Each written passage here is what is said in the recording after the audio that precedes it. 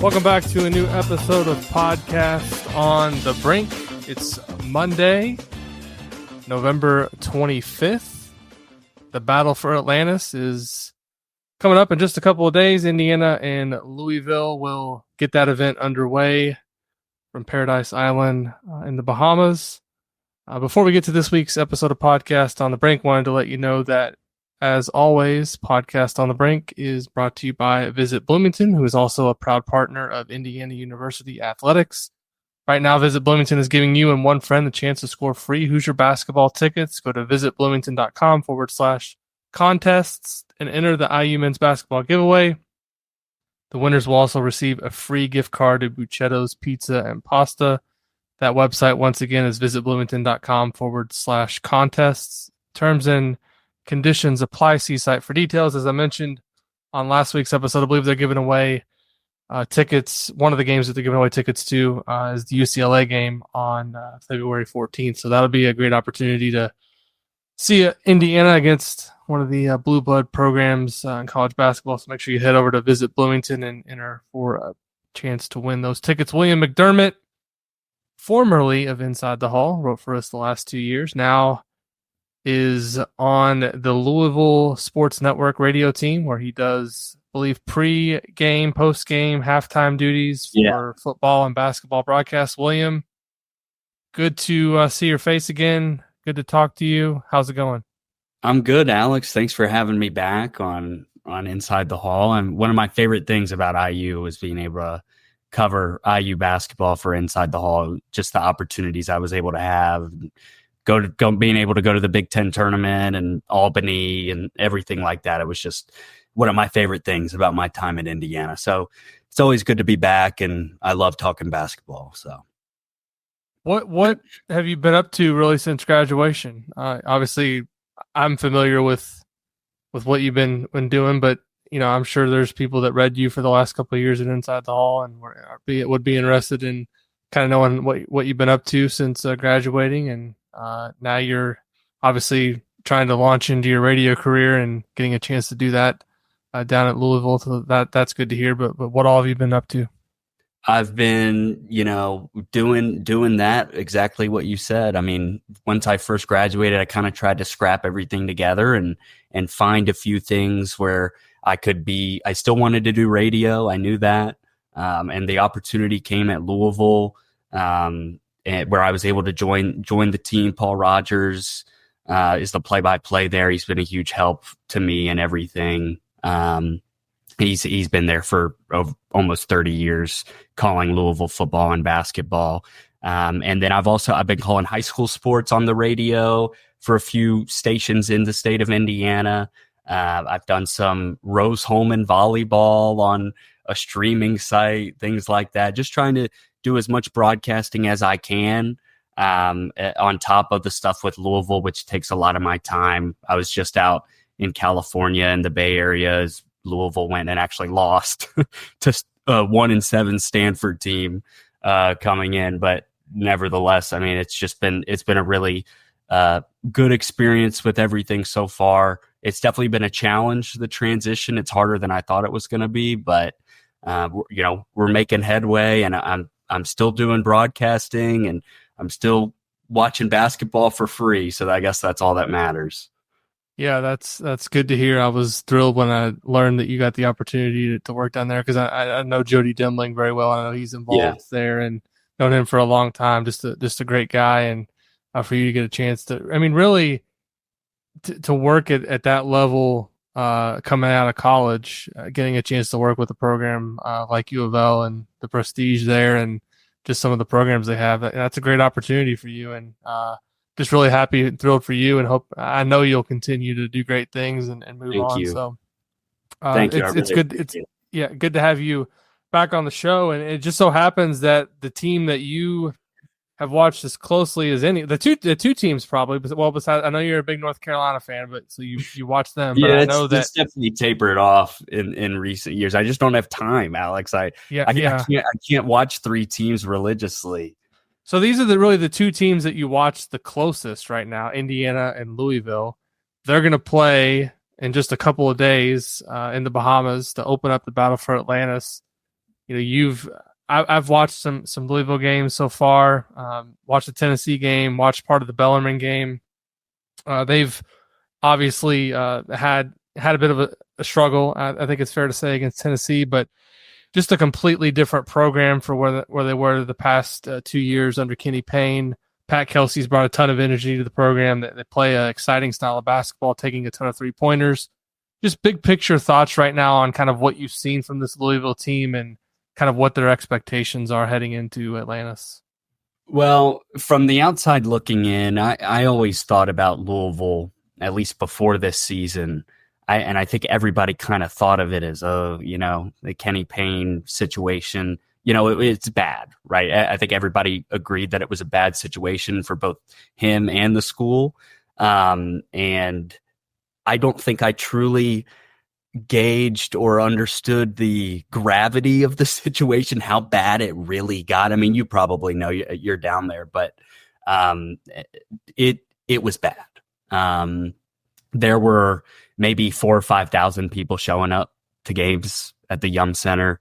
Pat Kelsey is already, I think, I don't remember the exact number. He's already like 11 wins away from passing Kenny Payne in wins or something at Louisville. It's been a complete 180. They've only got one returning player from the roster a season ago, and it's a walk-on. So it's a completely new roster, completely new staff. Everything is new. And I will say I've been so impressed with the job that Pat Kelsey has done. He comes in March. He's a Midwest guy. He's from Ohio. I think he's going to be a really good fit. I like him. He's a good leader. He's young. He's got a ton of energy. There was this clip of him before the Tennessee game. He was just walking around campus at U of L, asking students if they were going to the game, if they knew about the game, if they had heard of the game, just trying to get people excited about Louisville basketball again, because this is a program that a lot of people would consider, probably not the top tier blue bloods in the nation, but certainly one of the more historic programs in college basketball, multiple national championships, All-Americans, Denny Crum, Hall of Famer, Rick Pitino. And for it to get as bad as it got, and then for Pat Kelsey to come in and right away have this spark and kind of like this fire underneath the program and the fan base, it's been really nice to see.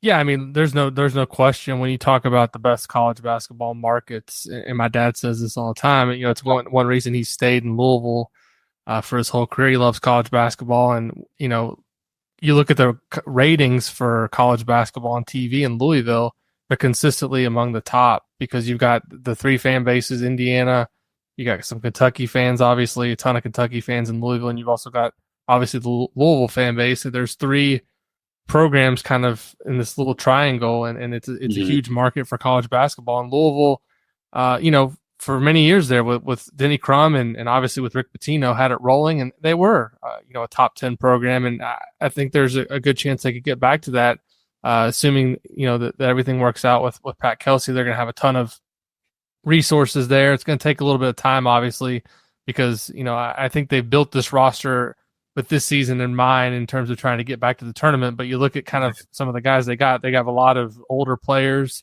and they're going to have to really reload again next spring in the portal. But we're more focused, obviously, right now on this particular game and this particular season. What have you seen maybe just in terms of this team so far, and what challenges they're going to present for Indiana on Wednesday?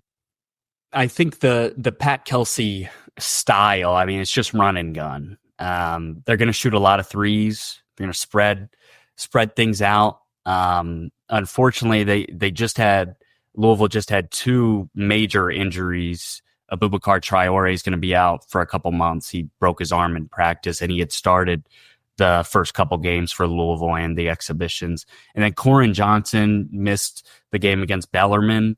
I expect him to be back. I don't think it'll be a long-term issue, but the first thing that jumps off the page when I think you look at this team is depth. They brought in a lot of guys, and a lot of guys with experience. Like you said, it's one of the most experienced rosters in the entire country. I think on KenPom, I have it up 9th most experienced in the country. They're bringing in guys that know the Pat Kelsey system as well. And James Scott, the center, Rain Smith is a sharpshooter from Australia on the perimeter. But you think of Louisville and this Pat Kelsey team, I immediately think of they're going to get out in transition. They're going to shoot the three. There's limited post presence. It's a lot of 5-out stuff. James Scott can't really spread the floor well right now. He's young, and he's the starting center for them. But they're going to shoot a lot of threes. They're going to turn you over. And I think defensively, that's what's been the biggest thing that surprised me is how good they've been on the perimeter. They bring in Chucky Hepburn, who, I mean, if you're listening to this, you're familiar with him in the Big Ten, all conference caliber defender. I mean, he's being able to see him up close and personal defend. It's a high level. He's a high level perimeter defender. And they're trying to turn teams over. They're hedging hard on ball screens. They're trying to get after you on the perimeter, and then they're going to knock down some threes offensively. So what, in your mind, when you watch that Tennessee game, what was Tennessee able to do that Louisville wasn't able to really get going? Or, that was a game that Tennessee kind of came out early and established itself, and then Louisville was playing from behind the whole day and never really found its footing. What do you feel like Tennessee was able to maybe exploit or find in that matchup that they were able to control the game throughout? There's a certain level of physicality that Rick Barnes' teams bring. And I think in that game, Louisville, from a physicality standpoint, I think Tennessee dominated. Zakai Ziegler, he turned the ball over, Alex, 11 times in that game. I mean, that's a ridiculous number, but he still finished with 17 points. I think he was 4 of 7 from 3. He had, I think, 7 or 8 assists in that game. It didn't really affect him much. And Louisville could not get anything going to the rim. That's the one thing about this team is without post presence, a guy, they don't have a guy they can just throw the ball in the post when the shot clock is late and hope to get a one-on-one basket. That this team doesn't have that at all. So they weren't getting into the lane. And I do think you have to credit Tennessee's physicality, especially from Ziegler on the perimeter. Louisville attempted 10 layups in that game against Tennessee, and that's just not a sustainable margin for winning. And they also weren't able to get to the foul line. So it from a physicality standpoint, Tennessee was dominant. And when Louisville doesn't hit shots from the outside, it's going to be a long day. It's going to be tough for them. And that's kind of what happened in that game. So from an Indiana standpoint in the matchup specifically, you kind of mentioned the problem for Louisville in terms of defending in the post. So the Hoosiers should have a decided advantage there with Malik Renew and Umar Ballo, but kind of flipping it around to the defensive end, when Louisville puts Waterman on the floor and Pryor, those guys, how is Indiana going to, with Ballo out there, how's that going to work defensively? Is that the thing? It's going to be a problem. I think it could be a problem. I think if Indiana finds themselves in a situation where they don't get off to a good start and they allow Louisville to see a few shots go in from the outside, a guy like Terrence Edwards, he's kind of a microwave scorer. If he gets going and he's able to see his shot go in a few times, it could be a long day for Indiana. Because, Ballo, they can't stretch him out to the 3-point line defensively. He's not going to be able to guard Pryor, at all. It'll be a long day for him against Waterman or Kaysen Pryor. So I think, for him in particular, I don't know if this is a game where he's able to play 30 minutes like he did against South Carolina. I think the smaller the better for IU when it comes to facing off against a team like Louisville, just from a athleticism and, agility, speed perspective, these are two teams who want to play fast. They want to get out and run and transition. They want to be on the break. But Ballo is going to have a tough time, I think, especially in isolation, because this Pat Kelsey offense, a lot of it is, 5 out. We're going to play one-on-one. We're going to drive and kick. And if Louisville's able to get stuff going towards the rim, it's going to be a long day. We know how Indiana's help defense is probably a little bit over the top. So it could definitely hurt IU. So obviously Scott kind of starts at the 5. So I would expect probably him and Ballo to match up, and then kind of, it could be a bit of a chess match, right? Because if Indiana's going into the post consistently and scoring, from Louisville's perspective, I don't know how you take Scott off the floor, because I don't see Waterman or Pryor being able to handle Ballo or Renew really in the post. But on the flip side of that, if Louisville's making threes with their 5 men, does Indiana kind of say, all right, Ballo, you got to come off the court, and all of a sudden we're going to go with Renew at the 5, and maybe we throw Mbako at the 4, or Luke Goody in there for some minutes at the 4, just to give themselves a chance to be a little bit more mobile. I mean, is that kind of how you see it too? It may depend on who comes out of the block faster and who maybe is controlling the game early. James Scott's going to have to play just because defensively he's the only guy who I think has a chance against Ballo, just from a physicality perspective and even just his ability to block shots and whatnot. I mean, it's going to be a long day regardless, I think, defensively for Louisville. But they can put him in the dunker spot and on the baseline against Bellarmine. That's a lot of what we saw. And he's not a capable shooter, but he is pretty good on the roll. He's long, he's athletic. He can get to the rim. He could put the ball on the floor for one dribble and make an athletic move to the basket. He's actually a pretty good finisher too, just through traffic and stuff, like on things like pick and rolls and stuff. So Louisville can make it work.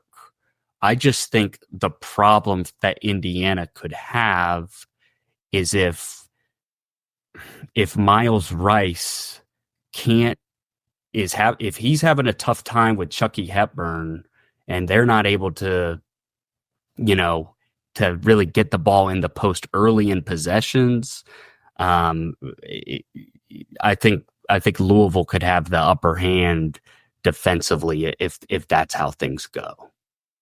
You mentioned Hepburn, but who were kind of some of the other guys to watch from a Louisville perspective on the perimeter and on the wing? Terrence Edwards Jr. He had 26 against Bellarmine. He's a Sun Belt Player of the Year coming from James Madison, a team that had a really good season last year, made the tournament. And it was funny because you remember Wisconsin played JMU in the first round of that NCAA tournament. And I asked Terrence Edwards, what he thought about what it was like to play against Chucky Hepburn and in particular be guarded by him, because Edwards plays a lot of point guard. And now with the injury to Corin Johnson, he's kind of taken on that backup point guard role in his place when Chucky's not on the floor. And he said that, I mean, it was hell. Chucky, just his savviness defensively.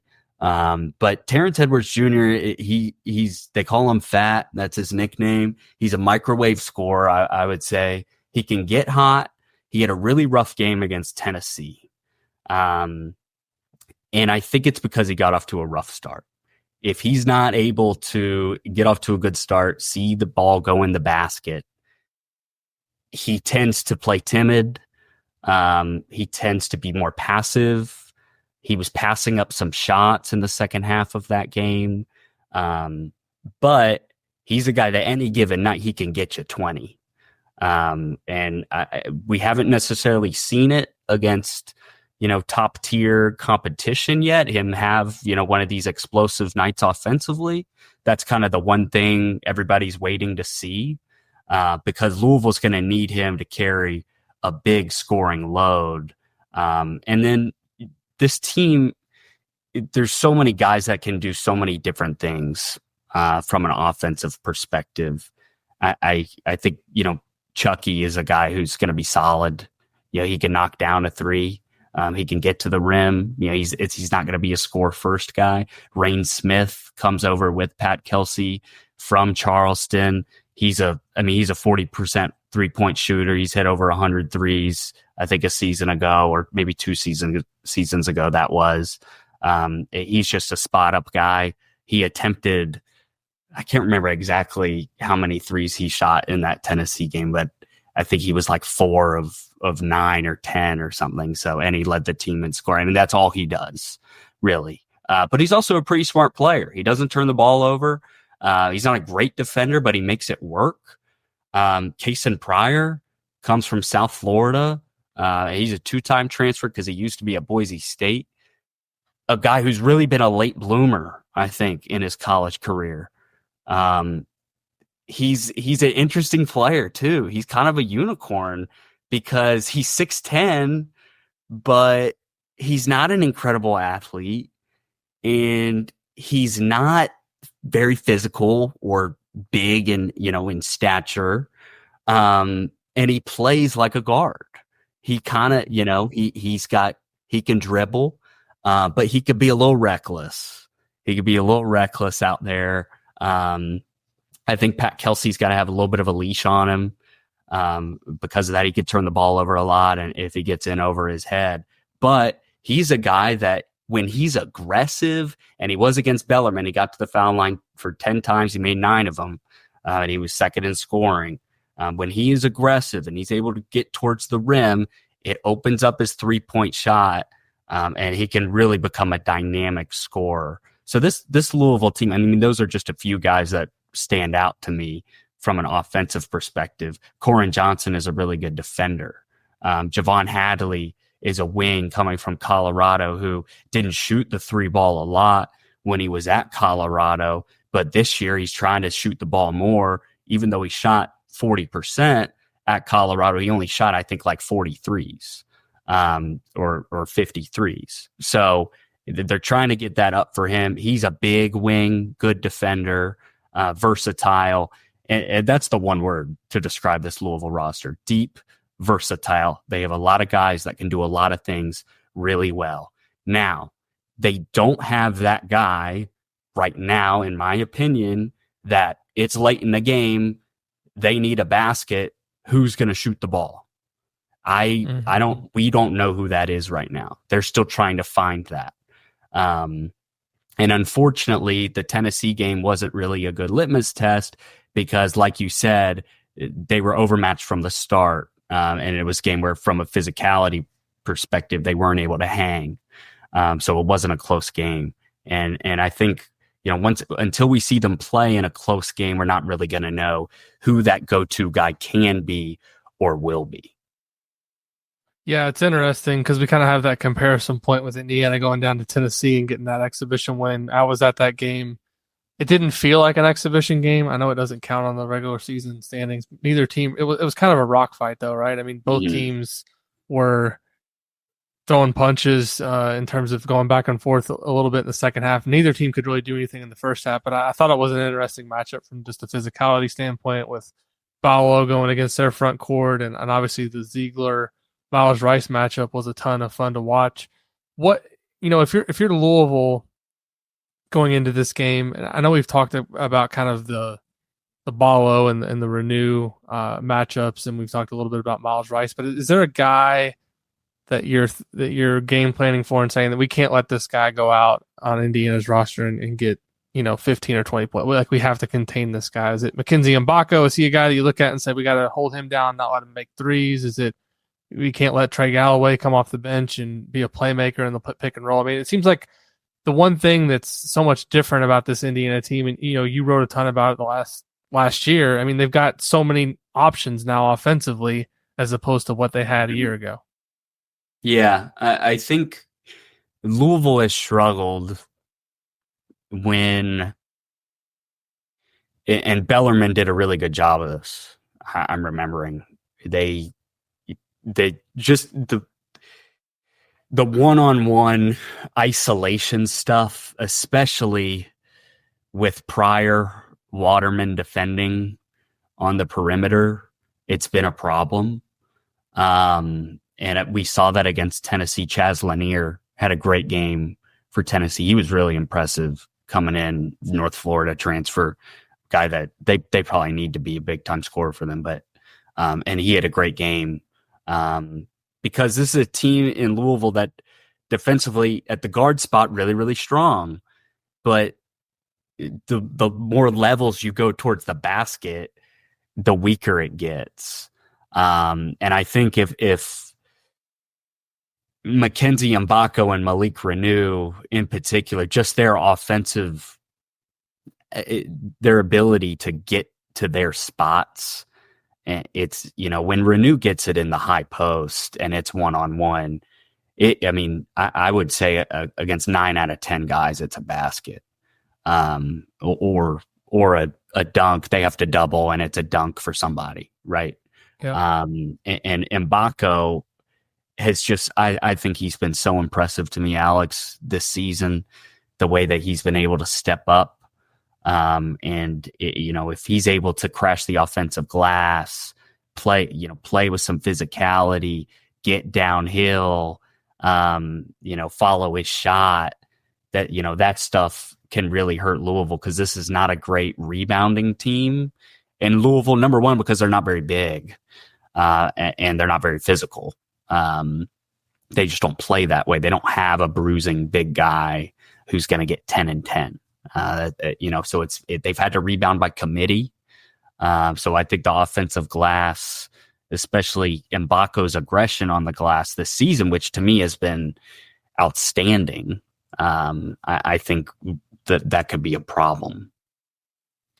Just overall, I'm also curious, just your thoughts on what you've seen from Indiana this season so far. Obviously, you covered the team last year, and you still are tuning into the games. But they're obviously ranked in the AP Top 25 poll, and there's a ton of preseason expectations. And to me, just kind of looking at the Big Ten right now, I don't see a clear cut favorite to win the league. I mean, I picked Purdue in the preseason, but I also caveated that with, if you gave me a choice between Purdue and the field, I'm taking the field, because I think that's just the kind of year it's going to be in the Big Ten. I think there's probably 7 or 8 teams that I could realistically see, having a chance to win the Big Ten championship. But do you think Indiana is a legitimate contender in the Big Ten? And do you think this is a team that could make noise in the tournament? Because I think that's kind of what a lot of people are that follow this program and have watched it for a long time. I think that's what they want to see to feel good about the direction of the program. I do. I think this is easily the most talented roster that Mike Woodson has had. And I think, I think back to last season, especially, and I think there was so much unnecessary pressure on Xavier Johnson to be this player that I don't think he ever really could be consistently. I just don't think that was ever realistic. And I think I give Mike Woodson a lot of props and credit. He believes in his guys. He does. But I think he looked in the mirror and said, we just have to get better from a talent perspective. And they went out in the portal, had one of the best classes in the country. On paper, this is probably the most talented team in the Big Ten. Obviously, you can't count out Purdue with Matt Painter, and Braden Smith is probably the front runner for Big Ten Player of the Year. I think he was the preseason Player of the Year in the league. But I think Indiana right now, I've sensed this, and I'm curious what you think. I've sensed from the fan base, it's kind of a, okay, but let's wait and see, right? Like, all right, there's some momentum here. Like, there's something here. And I think we've seen that through the first few games for IU, that South Carolina game in particular, that there's something. But is that going to be able to be replicated over the course of the whole season against top tier competition in Atlantis, in the Big Ten? I don't know. And that's something that we're just going to have to find out. But on paper, this roster is the best that Mike Woodson has had. And I do think that they will end up performing the best of the rosters that he's had. Obviously, the team that finished third and, Trace's senior year, lost to a really good Miami team in the second round. That was a tough matchup for them. Then Miami ended up going to the Final Four. That was a good team. But I think this team has a higher ceiling than that team did. Yeah, I mean, you look back at that team and you had, trying to remember, was it Hood Schifino, Galloway, Miller Kopp, Race Thompson, and Trace.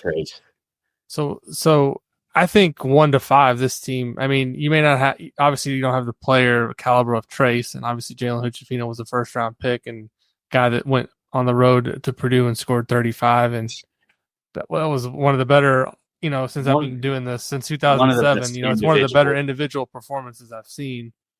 But with all that said, the quality of the guards is overall is better because you still have Galloway and you've got, Miles Rice and Kanan Carlisle, which I think is a really formidable duo. I'm not saying that they're individually better than Jalen Hood Schifino.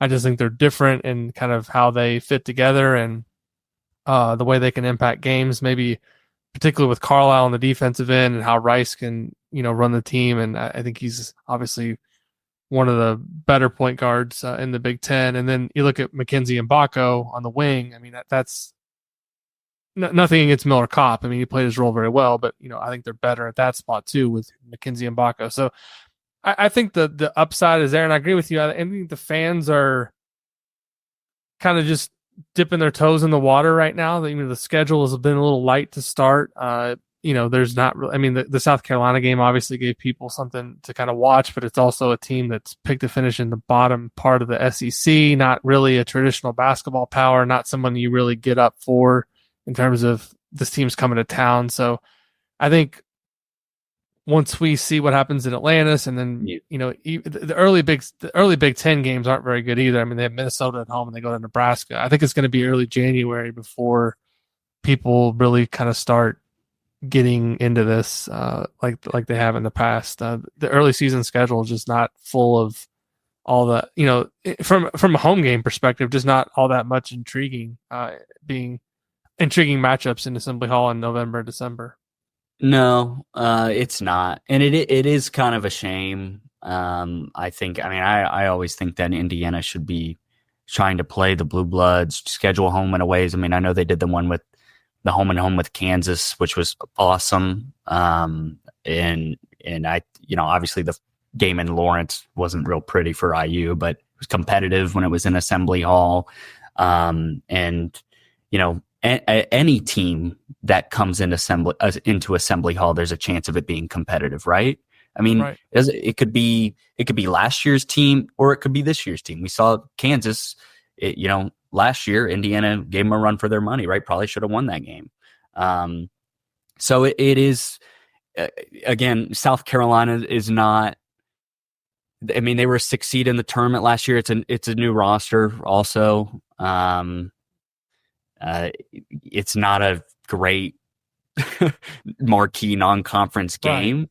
But what was the problem for Indiana last year, right? They had all these opportunities and against these teams that they should have blown out by 30, 25 plus points, and they maybe won by 12 or they won by 8 or less. Right. Yeah. Right. So that Army and Wright State and game. Remember that Morehead State game, they had to have a miracle to win, basically. Right. So it that really hurt them when it came to the metrics. So I think the perspective that Mike Woodson was looking at it from was we've got the Bahamas. That'll obviously be huge. But it's a new team. This is the time early on in the season to start building up the momentum, get up high in the metrics, build confidence in the team. South Carolina will come. That'll be a good, Power 5 type or Power 4 type, matchup that we'll be able to gauge where we're at. And then we'll have Atlantis, and then even the Tennessee game. I don't think that game's worth nothing. I mean, I know it's an exhibition game, but like they look good. They look good on the road, and you were there, and it was not just a lame snooze environment. I mean, that's there was 12 or 13,000 people there. Right. So I don't really get the whole like outrage over the schedule is what I'm trying to say. I understand the point of view and the perspective of why it's the way it is. But on the other hand, I would definitely like to see, them host, Louisville even at Assembly Hall more, or Kansas again, or other blue bloods and marquee type games. Yeah. I mean, they got the Kentucky series starting next year, so that'll be a 4-year deal that it only includes one game at Assembly Hall, but at least they do get the game in Indy, 2 games in Lexington.